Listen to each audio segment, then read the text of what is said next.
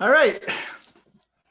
Hey everyone, it's Lawrence Mack here, founder of Real Estate Rookies, founder of Real Estate Stars, and realtor in Mississauga, Ontario. I'm here with three broker managers from different brokerages here to talk about normal questions that a lot of rookies have. And I'd just like to introduce them all. First, we've got Laura. Laura, could you please introduce yourself? I'm Laura DiBiase from Royal LePage Burloak in Burlington. I am a broker, and I'm also the recruiting and development manager at the brokerage. And I've been in real estate for 12 years. Awesome. Dave? Yeah, I've been a realtor for 16 years. I started Red and White Realty in 2013. I have a brokerage in Ontario with 140-ish agents, and a brokerage in Nova Scotia with 15 agents, also a brokerage in Saskatchewan and Alberta, opening in New Brunswick in the next couple of weeks, and looking to grow it Canada-wide. Awesome. And Rick? I am a managing broker for eXp Realty for Ontario with a focus on the Greater Toronto area. I have been in real estate in all formats from sales to broker owner to coach training for 43 years now. That's awesome. Got a wide amount of experience here, average about 24 years each. So that's pretty good. So I wanted to ask you questions. I guess we could just do a free for all. First one is, I guess, a new rookie starting out. I mean, myself, it was like, oh, I'm going to hit like $1 million in the first year. I'm going to hit it hard. I'm going to like do amazing at this. And then, first year I do about 19,000 in GCI, and like, when am I going to eat, right? Just free for all, what do you guys think? What would you say to someone like me? I'll go first if you want. Ladies first. Thank you. To start out, right away, I always tell our new agents, you want to send out a letter to everyone you know. So if you had an unlimited budget and you could throw a party, and you would set up your list of people that you want to invite to that party, everybody that you've ever met, whether it be, in past careers, friends, family, anybody that you know that you've ever run into, make a list, send them a letter, let them know what you're doing, what your new career is, and include some business cards in there, and certainly let them know that you're embarking on this career and you look forward to helping them and everybody that they know as well. Yeah, and I think that going along with that, Laura, is probably to have a CRM started right away. Like get your $40 or $50 CRM and start adding those people added into drip campaigns. And 10 years from now, when you look back, you'll say that was the best investment I ever made, was a CRM. And keep copious notes. Yeah. Within the CRM. And the CRM is important. And a lot of the different organizations will have one, but it's something when you're looking at a brokerage, see what they've got to offer. If they don't, you don't need a rocket ship. You need something that will do the job. I find even for very low cost, Realty Juggler is a great little program, very low cost. I think it's about $225 a year. So, and it will do everything you need. So don't you've got to watch your expenses, especially at first, because it can easily get out of hand. And real estate agents, we see shiny objects, and we have this tendency that, and you'll buy into but that'll only cost me half a deal. And that'll only cost me $15 a month. And that'll only cost me, and you will get nickeled and dimed to the point where you're going, how did I get here? And half the stuff you're not using. The first step that I've always done with an agent, though, when I've been coaching, is the first thing I want to know is their personality. I am certified in something called DISC, which is behavioral personality styles. And the first thing I want to know is, what is your DISC? What is your personality? Because you will find that you will get into something where, for instance, if you ever run into Mike Ferry, he's going to tell you the only way to succeed in this business is to cold call and to have 3 phones working at the same time going, hello, hello, hello. That's great if you're what we call a D. But if you're a high I like I am, that's your worst nightmare. You are much more bound to fail. And you'll walk out of the business going, well, that wasn't for me. And yet there's a million ways to lead generate. Find the ones that suit your personality best. You're going to enjoy it more. And when you enjoy something, you become far more successful. So a high I, as Linda was saying, go with everybody you know. First off, somebody that you know is 10 times more likely to do business with you because they know you, love you, and respect you and trust you than going out to the public at large. But for some people, they don't build relationships that well, that they're going to go and they're best at cold calling and door knocking. And that's okay, as long as it suits your style. So that's the first thing. And then the second thing I would say, exactly as Linda did, is sit down, make a list. And what I encourage agents to do is I'll say, okay, I want you to take 30 minutes. Put yourself with no distractions, put a blank piece of paper in front of you and start thinking of people that you know. Just make that list. And then I want you to walk away for a half an hour. Then I want you to come back and spend another half an hour. So the first time you were thinking about people you were in high school with or college with, and that's fine. Now, who have you worked with before? And spend a half an hour on that list. And by the time you do it, you've got 4 or 5 lists of full pages. That's where I start. Yeah. So as you can see, Rick is a very high I. Yes, love to talk. Verbosity is my middle name. So yeah, so definitely CRM is very, very important. They do say that the best CRM is the one that you'll actually use. So Yep. Any CRM that will work, especially just even an Excel sheet, just start putting names down, right? You don't have to spend the 30 a month, just start. Another question. You have to roll into it every day. Be in your CRM every single Yeah. day. And then Yeah, just feed it. talking to people. So another question I have, which some people have asked me, just sort of, is real estate as a profession, as a realtor, is that worth it? So what would you say to that? You know, because if you're like, yeah, it seems like, you know, first of all, some people think, oh, it's easy money, right? And other people are like, you know, is it worth it as something I should pursue? Anyone want to? Well, yeah, I'll jump in. I think that's a daily question.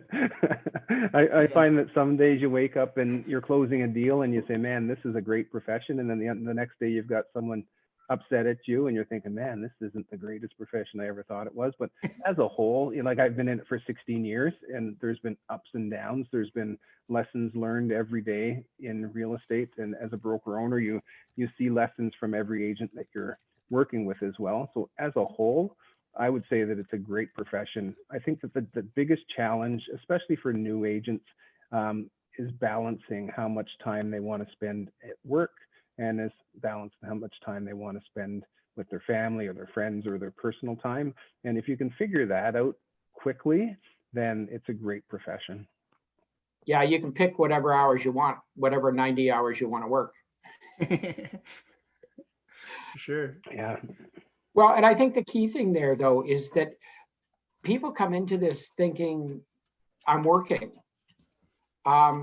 No, you have to be doing something that is productive and leading to money earning activities, or you're not working. I remember when I had a real estate office and when I've managed real estate offices, and you had people that came in, you know, seemingly from 9 to 5, and they hung around and they talked to other agents and they had coffee and then they'd go home. And how they could tell their family that, yes, I worked all day. No, you didn't. You didn't do any productive. And that's the key, is to have your to-do list. And I call it a want to do list because psychology. But you have to do something. You can't just sit around and wait for it to come to you. Real estate is never going to come to you. Yeah, I agree. And there's a big difference between being busy and being productive. Mm-hmm. You know, there are days when we feel like we're spinning our wheels, right? I think we've all had many of those days. I'm a big time blocker. So I have a schedule. And you know what? I put things in, and sometimes they have to get shifted around, you know, and depending on the market and you know, urgency of some situations. But time blocking so that we don't forget to do those money producing activities, because what we do today reflects our paychecks in the next 60 90, 120 days. So we need to be busy today and doing those productive activities. Yeah. And I think that, And with- sorry, Rick, Go ahead. a lot of that goes back to a functional CRM. If you've got a functional CRM, you log in every day, it will tell you what to do. It will tell you who you need to contact and what activities you need to do. So I strongly encourage getting a good CRM set up, because that will dictate your schedule for the next 25 years. Yeah. One thing too, in time blocking, there's actually two little tricks to time blocking. One is that you always need to leave yourself wiggle room. I've seen people time block and their calendars are full in color and there's not any white space. And then they wonder why it doesn't work for them. Well, because you're on a call with a potential client and it goes a half an hour late, and now suddenly you're backed into your next thing, and you need to leave some white space there, some time that if it runs over, that's okay. We often don't put in travel time.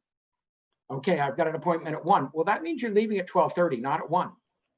And the other thing in time blocking that you always want to do is you want to put in work on business time instead of always work in business time. And what I mean by that is that if you want your business to grow and excel, it takes a set time to do that. So every week, and normally what I will do is I will have it so that say Tuesday afternoons from 1 to 4, I have an appointment, but the appointment is with me. It is working on my business, and I'll decide ahead of time. I like to have my schedule done by Friday at lunch, so I know what's going on next week. In fact, Eat That Frog by Brian Tracy is an awesome book. And one of the points in there is to bring the future into the present.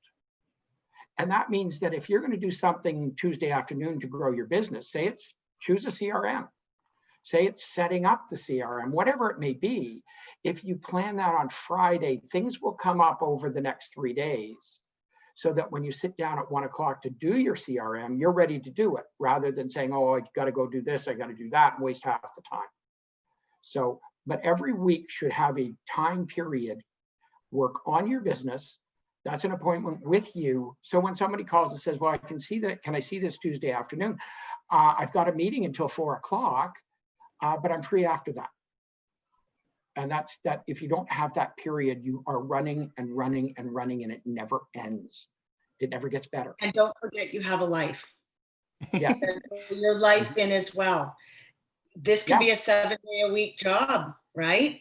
Mm-hmm. Schedule your life in. If you have date night, if you want your Saturday evenings free, if you want whatever it is, schedule your life in. Some of us kids and hockey and football and all the sports that they're in. You know what, as a parent, when my daughter played hockey, I didn't want to miss a game. I could miss practices because it didn't matter, but I wanted to be at her games. Her games were in my schedule. They were an appointment in my schedule. And that should be scheduled first. That should be scheduled first. Correct. Put your personal time in. Get out the year calendar. When are you going on vacation? Mm-hmm. That needs to get decided. Mm-hmm. And then you fit the business around that, because real estate is supposed to support your life, not be your life. Sure. So what do you think about someone new joining a team? What are your opinions on teams and whether it makes sense or not? Dave? So I've run teams. I've never been on a team as an agent, but I've run teams. And I think that you have to have a certain expectation when you join a team. And the expectation is that you still have to go after business and you have to get business. You can't rely on your team lead to provide business to you. It's not just order taking.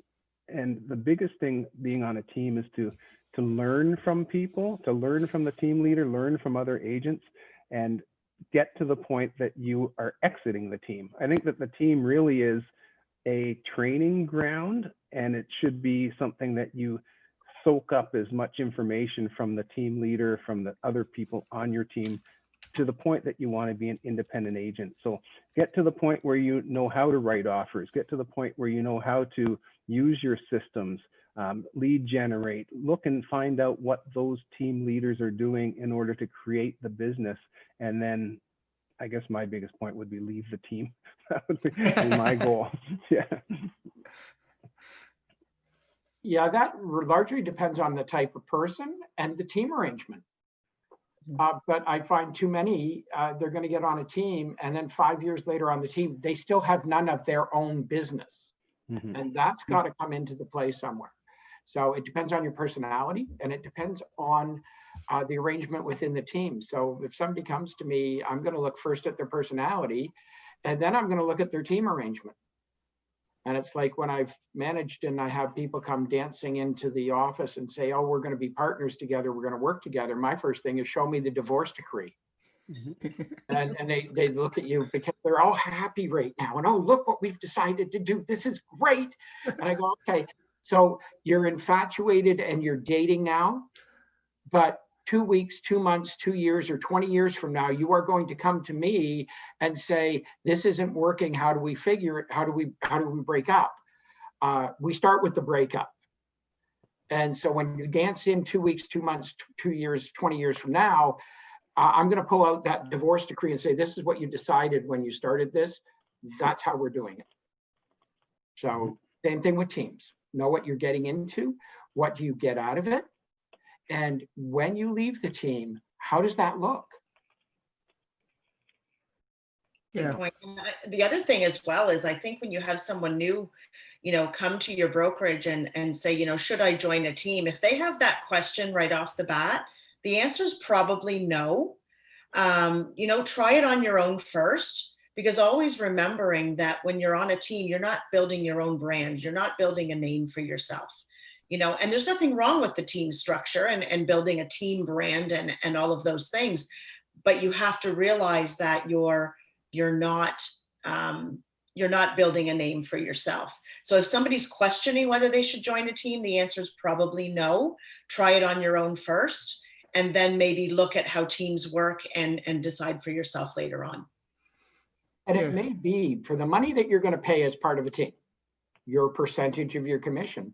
Why not find a mentor or a coach and try that first, because you're going to give up a good chunk of your change to be on a team. If you find a mentor and say, hey, you help me and I'll give you 10 or 20% or whatever, just for being my resource, a lot cheaper than being on a team. And you end up in the end with the business. That's the key. Because most teams, anything that you generate or anything that you work on belongs to the team. I remember when I had a team and when I broke the team up, I told everybody, take whoever you know, because I don't know them and take it. But that's unusual. Yeah, that is a little unusual. I mean, I think for some, 50% or whatever the split ends up being, I think it might be worth it for some. Either you have short-term cash flow, you have the leads coming in, and get someone to show you the ropes. So it depends on the personality. I remember when I started out and I interviewed teams and brokerages, and basically the conclusion was that you won't want to work for them and they will not want you on their team. So there's no point in you going to one, right? In terms of personality. So that was the conclusion with me anyway. Well, let's go for something else. So I guess the question is, what do you think it takes to be $1 million producer? You want to really, really succeed at this. I mean, there's the lifestyle type of realtor, which is, I think, great. You could have great work-life balance. You can have a pretty good life and also pretty good money. But what do you think it takes if a rookie comes and says, I want to hit it hard. I'm talking 1, 2, 3 million a year, whatever it is. What would you say to such a person? I can start, I guess. Sure. Get up and go to work every day. Planning, consistency, and implementation. Mm-hmm. That's the first time you'll hear me only say 3 words. Run it like a business.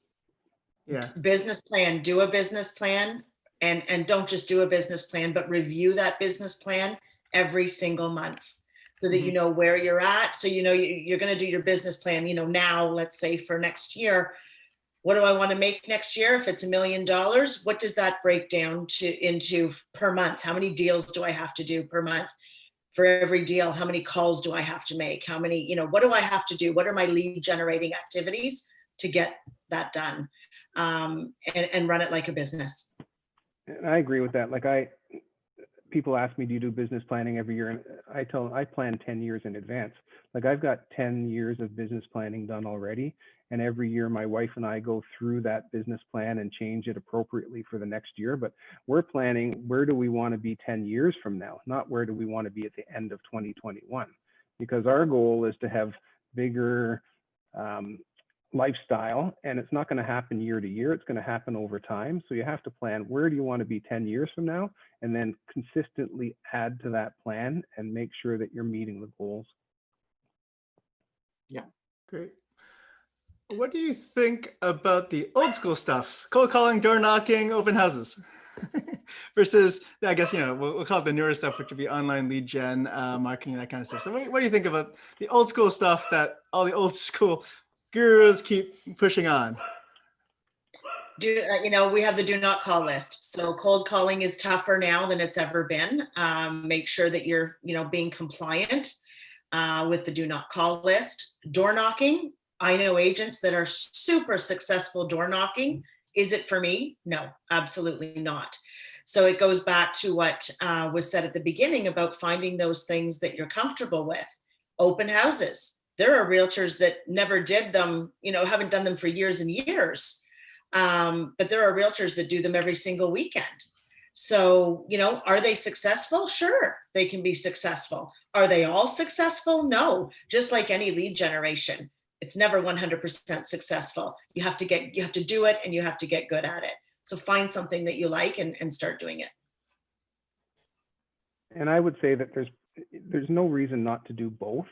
I think that a combination of lead generation online, as well as relationship building through open houses, door knocking, whatever it is, ultimately you're going to be face to face with somebody, and you have to grow those skills. And the way you grow those skills is being in front of people, calling them, talking to them, doing open houses, whatever it might be. But you can have a lead generation funnel that's bringing you leads online that you consistently nurture in order to do business with, but you don't have to give up one for the other.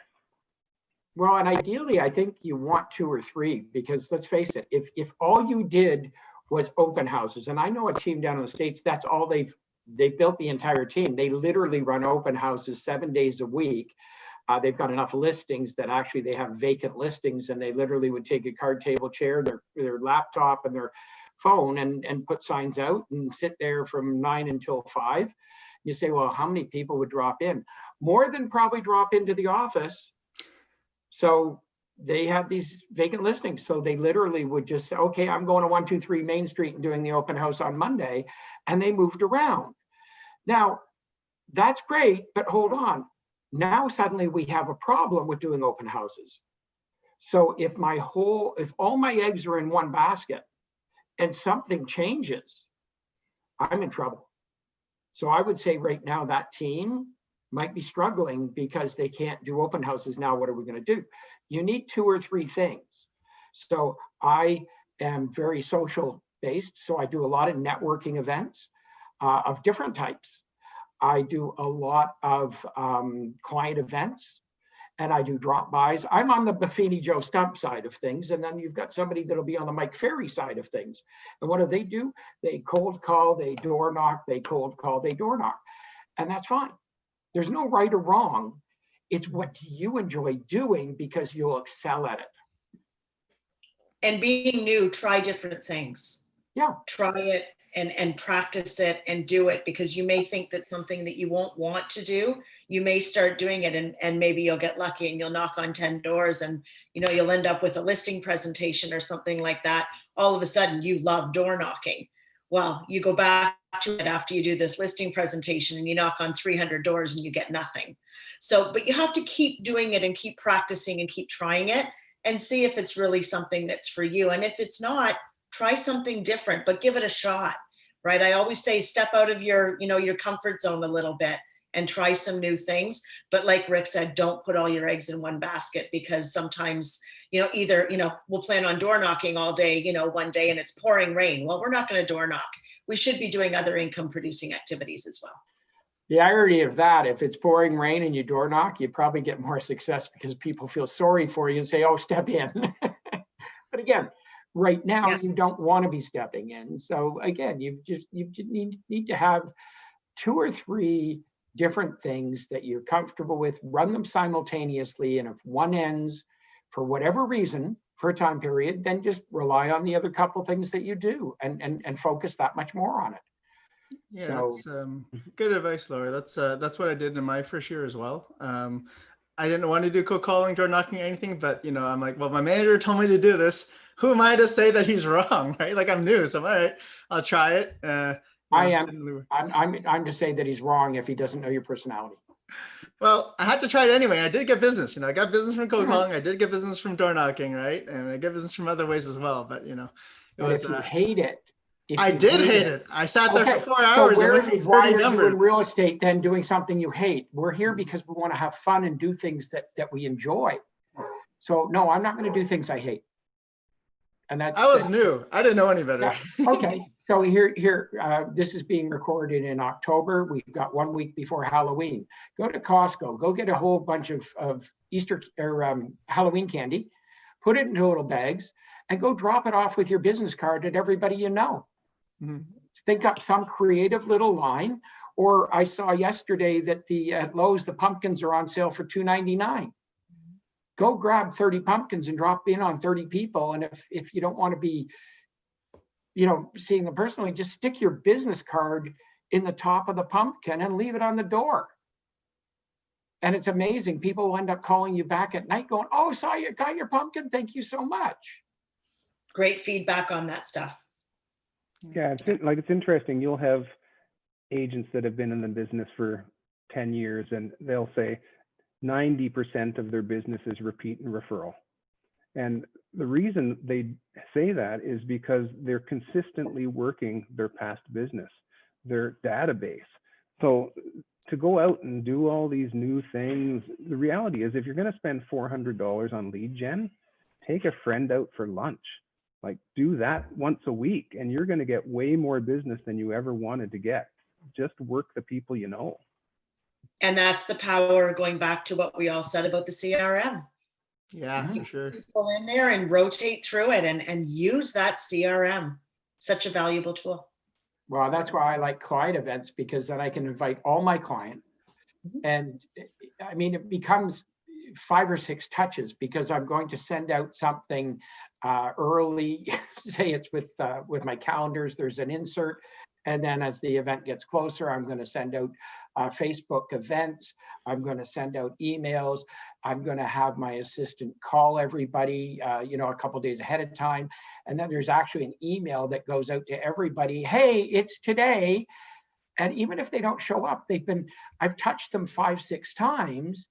And if they can't make it, they're still appreciative that you thought about it. So this year, my Santa brunch, I've had to cancel for the first time in 20 years. So literally, I am going to be doing exactly what we're doing right now. We're going to have Zoomies with Santa. And I've got a website that I'm building at heysanta.ca. And literally, people will be able to book time with Santa. So the kids can come on and we'll do a Zoom call like this, although I'll have my Santa outfit and I have a mall grade Santa outfit. It's not cheap, but I love it. And they'll be able to spend 10 or 15 minutes with Santa, and then we can take a screenshot instead of the photo. They can send emails to santa@heysanta.ca and I'll respond to them as Santa. So I've got to make a way to replace a 20-year event for this year. That's just creativity, just figure something new to do. This wall behind me will become Santa's village. Makes sense. Another question about, what do you think, or how important are agent referrals in one's business? Especially for someone who's new. Sure. Yeah, just free referrals. I've built a great business on referrals. I network with realtors across the country, incoming and outgoing. You know, another reason for touching your, you know, contacting everybody in your database is, you know, it's not just helping you, but if you know somebody that's moving somewhere else, you know, in the country or wherever, I can recommend someone to them. So instead of them just, you know, cold calling a realtor in that area, somebody that they don't know, there's a familiarity, somebody knows somebody. So I will find that person for you. And you can generate a decent income on outgoing referrals. And of course, you know, when you're sending outgoing referrals, you're getting incoming referrals as well. So networking across the country, huge. I know all of you guys do it. Definitely a great income to be earned off of that. And, you know, there's no better compliment than another realtor calling you saying, I want you to handle my clients that are moving to your city. And it's amazing. So it's a great way to generate some excellent business. One thing I caution new agents, sorry, Dave, you go ahead. Oh, I was just going to say that I don't have anything to add to that. That's exactly the way I would say it too. Yeah, one thing I caution new agents on though is look at what you're paying for. Like someone will say, hey, I've got a lead for you. My first question is, oh, tell me about the lead. Where does it come from? Because too often we'll get agents that do online lead generation and somebody came to their squeeze page and filled out a form and they want 25% for that or more. An internet lead works out about 2 to 3% of the time. So what's that lead worth? 2 to 3%. So now if you phone me and say, oh, this is my sister's best friend, that's value. In fact, I would pay more than 25% for that because I'm first off going to assume that I'm not going to have to sell myself, that I'm buying the relationship. But if I'm getting a lead that there is no relationship, I don't have time. I can do my own internet lead generation and not pay 25% and work for 75 cents on the dollar. So that's always my first question is tell me about the lead. And if they say, oh, well, they just came to our form and they filled it out. Listen, I'm really busy this week, okay? So if you tell me it's somebody that is important to you and you're actually going to actively introduce them to me, yeah, absolutely. So that's just a different kind of view on it. You've got to work efficiently and you can't constantly be working a 2% lead for 75 cents on the dollar. Yeah, that's a good point. Never thought of it that way, but it's a good point. I think things very differently. Sorry. No, it's definitely a good Well, point. I've done that internet where somebody phoned me and then I find out afterwards, oh, well, yeah, but Sam that introduced us, I don't know who Sam is. Well, how did you, I went on a website and I filled in a form. Great. I've done all the work. I've done 98% of the work and I made 75% of the money. Of the follow up and that kind of stuff just to get that going. It's a good point. Another question. How important is your manager and what's the role of your manager? Who wants to take that one? Well, like I think that the availability of a broker owner is gold for an agent. If they can reach out and have a question asked and answered in a timely fashion, then I think it's a really important aspect of the brokerage that you join because new agents will be looking for help and they'll be looking for guidance and they need to know who to turn to. So I think having a manager or a brokerage with systems in place to get your questions answered in a timely fashion is golden. Yeah, I'll answer to that as well. Role of a manager, like Dave said, definitely, you know, availability, access. So, you know, new agents or everybody is sometimes doing an offer late at night or there's incoming offers or there's something going on late at night. Who can they reach? They need to be able to reach somebody. New agents, even seasoned agents, sometimes difficult, you know, situations come up. It's not just new agents that can struggle sometimes. You know, we learn something new with every deal and sometimes there's something new that we haven't dealt with before. So, you know, accessibility to a manager is huge. And then the role of the manager as far as mentoring, training, all of those things, making sure, like Dave said, there's a system in place to be able to, you know, guide the new realtors in the right direction. You know, we can guide as managers, guide people, they have to execute. So it's just giving them ideas and giving them a plan to start working on. Yeah, our structure at EXP is a little bit different because we are a corporation. We are now running around the world, but I mean, certainly across the country. I am part of a management team. There are 5 of us in Ontario, and we cover each other. Now, there's 3 of us in the Greater Toronto area, our broker of record, myself and Catherine Millian. So there's always somebody there on call, and if for some reason one of us in Toronto wasn't, then our East or West Ontario managing broker would just pick up and carry it on. So we have a team concept, so there's always someone there. We also have a mentoring program. So if they're a new agent to come on board, they have to go through the mentoring program, and that's where seasoned agents that qualify, and they have to be certified to be of a caliber or experience, a knowledge to be able to help the new agents, and then they get a small portion for that. So as I say, it's a very different structure though. So. Okay, so segueing from the manager thing, I'm going to pretend I'm a rookie agent asking you a question. Just wanted your advice. So first question is, I just talked to somebody yesterday and they said, man, you look like you're 19. I'm looking for someone a little more mature.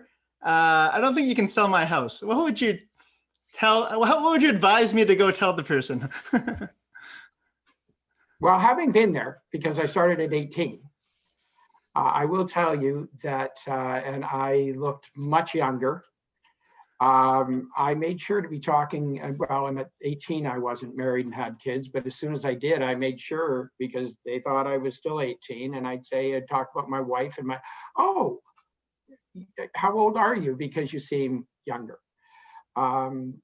The other thing that I think agents have to learn very quickly is how to speak real estate and show their knowledge without shoving it up somebody's nose. Okay, you can't go around saying, I'm a real estate agent, I'm a real estate agent, I'm a real estate agent. People are going to shut you off. But somebody says, hey, what are you doing on Sunday? You want to catch the football game? And if you reply, I just have to check and see, I might have to do an open house. And they go, oh, open houses. You must be a real estate agent. Having that conversation all the time without saying, I'm a real estate agent, makes a difference. I think that just to add on to that, there's a little bit of a discrepancy in real estate agents and other professions. And what I mean by that is when you go to your doctor and a young doctor comes in to visit you, you're thinking, wow, these are the most closely educated people. They've learned the newest systems. They're brand new and they're going to look after me. I'm not dealing with someone who maybe hasn't learned the newest stuff. So if you can spin it to your clients and say, listen, I'm new, but I also am technologically savvy. I know what's going on in the business. There's ways to bring yourself to the forefront rather than make you feel like you're inexperienced. You can say that you're just got out of school, you know all the newest technologies, you're ready to go, and you want to sell their house. Know your product, know your stats, know your business, and you won't really have to justify how long you've been in the business. If somebody does still ask, how long have you been doing this? Maybe a good answer is long enough to know that I can help you, and just, go with that. Yeah, go with your strength. I mean, I've told agents that, hey, if you were up against me for a listing, my first piece of advice, and they say, oh, who else are you? Rick Sturgis said, oh my God, he's a dinosaur. He's been selling real estate for over 40 years. I mean, does he even know how to turn on a computer? You don't want to badmouth people, but you have your strengths, and mine are different, but that's always the way.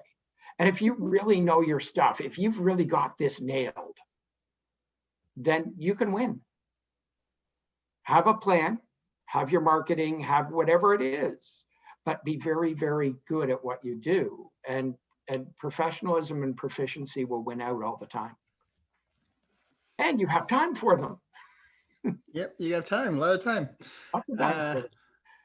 So another question that I'm sure this happens a lot is, I was helping out my friend look at selling his house and he totally backstabbed me and now he went with somebody else. What the heck? Did you have an exclusive listing signed when you started? You should have. No, I didn't. He said he was going to work with me and blah, blah, blah. And, you know, it's just ridiculous. Good, then you'll have no problem signing this exclusive listing. If you know, even here's the situation. So you get an estate and you're going to call and you're going to get the whole place cleaned out. You get got 1-800 got junk in, you get auctioneers, you do all this work, and suddenly now grandma's house is looking pretty darn good because you've had it staged and everything. And then granddaughter walks in and says, oh, I want to buy it. And the estate goes, well, here you go. We'll sell it to our granddaughter. You better have had an exclusive listing signed. So I don't do anything. Buyers, listings, I have a contract signed before I do dime one. You've got to protect yourself.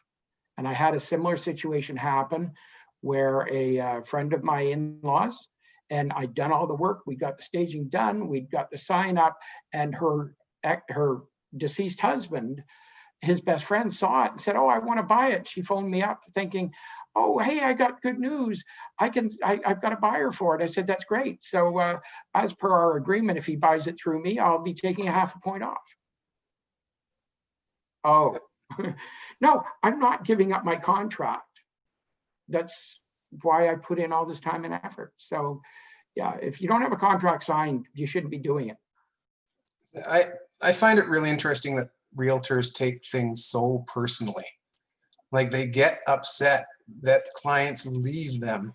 Like if you're working with an accountant and you change accountants, that accountant is not crying and going on about, oh my God, my client just left me. Like make your business big enough that when a client leaves, it doesn't matter. Just go get more business. Obviously not a high eye. The reality here is that we're going to win some, we're going to lose some. And when we lose them, we have to look at it as a learning experience. So if something is to happen, you know, new agents or veteran agents, it doesn't matter. Something can happen. And if something happens, ask the client, ask the friend, like, you know, this was a friend scenario. Why did you choose to do it another way? Is it something that I did or that I didn't do? Make it about a learning experience and grow from it. And then, you know, implement different systems into your business based on what you've learned.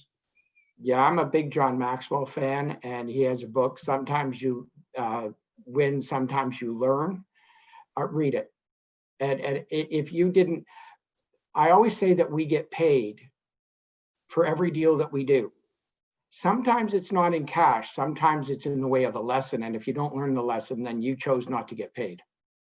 So it's that simple. Either get paid or learn the lesson, but some way you've got to get better, either financially or professionally on every deal. And yes, I'm a high eye. I do not like rejection. I do take it personally. So somebody goes and lists with somebody else. It used to wreck my week, and now it wrecks my next hour. You know, I kind of go and say, okay, well, I'm going to go eat some comfort food, and then I'm going to move on with my life because it's done. I will say also, always take the high road in a situation like that, because quite often, I think we all know on this panel, quite often that client may circle back to you because they realize later on that you did know a little bit about something. So you never know. And when you take that professional high road, it will take you so much further in your business. But here's a thought on that, is you take the low road and you don't realize this is a very small world. And suddenly it goes through your database that you didn't remember. Oh yeah, so-and-so referred me to them, and they're all interconnected. And suddenly you're wondering why none of them are talking to you. Well, because that person said, boy, I went and listed with so-and-so, and Rick was all bent out of shape and said some nasty things. And everybody else goes, oh, okay, we'll fix him. One bad deal and you go low, you can write off a half a dozen deals really easily or more. So you need to keep the professional high road. If you're upset, move away from it. As I say, go have some comfort food, go make yourself some mac and cheese or something, but get over it and respond positively. Yeah, or you could vent online, but just not on rookies. No, don't vent online. People are silly. They go and vent things and say things on know. Facebook that it's like, really, you're asking that? Like, no. You also No. don't know if it gets back to the person, and like there's almost no reason to tell off like a potential client. Like there's like zero benefit from it, you know? None. I've been like realtor number 3 on a listing kind of thing. It's like, you know, going one, I lose it, okay, and then they go with another one, lose it again, and the third time, like get it and I sell it, right? But it's like it's only because I take the high road and just keep talking with them nicely, professionally. So they, you know, they like that. But if I told them off in the first time, they wouldn't use me again. Never burn a bridge. Never burn a Well, bridge. and you Don't don't know what was behind it. Okay, so I just had one, and they were kind enough to reach out to me and say, "Hey, Rick, listen, you know, we love the house. You sold it to us, but one of our really, really good friends, who I happen to know as well, you know, came into real estate several years ago, and you know, we're really good friends. We socialize with them all the time. We wouldn't feel comfortable not using them. Hey, got it. Great. No problem. Thanks for letting me know. And then I don't feel so bad about it. Yeah. Good. All right. One more question. I went on a listing presentation yesterday, and basically the person said, you know, John Smith, the massive local farm person with the billboards. Yeah, they're going to list our house for a discount. But if you could beat that discount, it's yours. What would you say? Tell a rookie that, or even any agent, really. I mean, anyone? It always comes down to your business, right? If you have enough business, you can say no. Yeah. Mm-hmm. Or maybe you could say yes and say, okay, maybe it makes sense, get presents, whatever it is, right? Make a business decision. Yeah. Like I know that real estate agents get caught up on percentages, 2%, 1%, whatever it might be. The reality is that you are the only person that knows your family situation and your income. And if you have to make a deal with someone to feed your family, then that's what you do, right? There's no right or wrong. You're a new agent and you're looking to get business. I wouldn't make it standard practice that you're going out for discount listings all the time, because that's what you become. But if you're working with a client that's buying a property with you and you're selling their home and you're going to make $45,000, like, yeah, that's okay, guys. It's all right to do that, right? And I think you need to know your value. So, you know, you're going to that listing presentation. You have to know your value, you know, have a value proposition, you know, write down a value proposition for yourself and know that you are worth what you're asking. Demonstrate your worth and talk about commission in the end, right? So, you know, value. And then when it comes down to the numbers at the end of your presentation, it's a little harder sometimes for sellers to say to you, you know, so-and-so's going to do it for cheaper, when you've just gone through a big list of everything that you're going to do for them. So demonstrate your value first, and then get into the dollars and cents. Yeah, and I mean, you know, there are structures, and there are, you know, everybody has to kind of do what's right for their own business, and you know, certainly talk with your broker managers about this. But at the end of the day, you have to know your value, and you have to be good about product knowledge, have a, you know, killer listing presentation, and walk in there and own it. Yeah, sorry for the background. My dog found her squeaky toy, so we might have to suffer through that. But yeah, and the other thing is, I'm going to look at that and say, okay, what are they offering you? So it's John Smith, the mega agent. Okay, but are you going to be dealing with John Smith, or are you going to be dealing, because I'm going to give you the personal service. You have to prove your value. And let's face it, we have to prove our value every time in everything we do. Otherwise, you're a commodity. What does a commodity look like? Lowest possible price. So unless you have a unique value proposition, you are a commodity. If you are a commodity, like today, the price of oil is probably about, I don't know, $45 a barrel. Would you pay 90? No, of course not. It's a commodity. I can get it anywhere. So if you are not unique, if you don't have a niche, or you're not unique in what you do, you are a commodity. If you are a commodity, then you're only competing on price. So that's an issue. And when you've got 60,000 agents in the Greater Toronto area, you've got to figure out, how can I stand out of 60,000? Right, that sounds good. So I think we'll just go one quick round around everybody. Last question that I'll ask each of you is, what is the one advice you would give someone starting out? We'll start with Laura. One advice, closing remarks. Basically, start working on your business.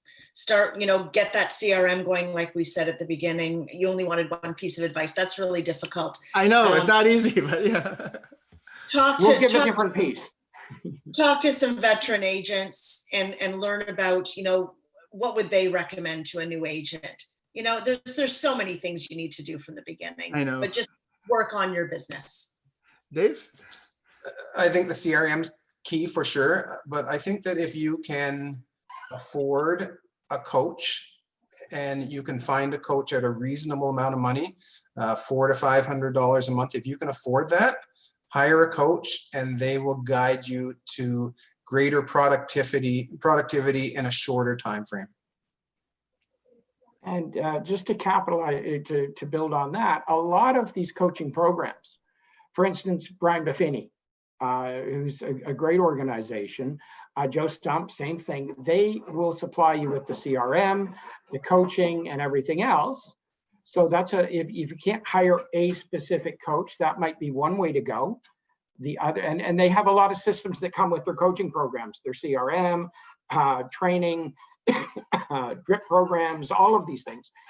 And if not, I would probably go to somebody who I respect that is successful and say, would you mentor me?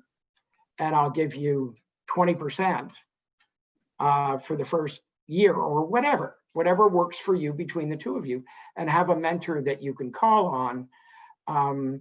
As managers, Dave's in a little bit different position as a broker owner. But as a manager, I answer to, at this point, 650 agents, I think, in Ontario. Now, I'm focused in the GTA, and we've got a number of managers, but I can't hold your hand and teach you how to sell real estate from beginning to end. And that's why we have mentors.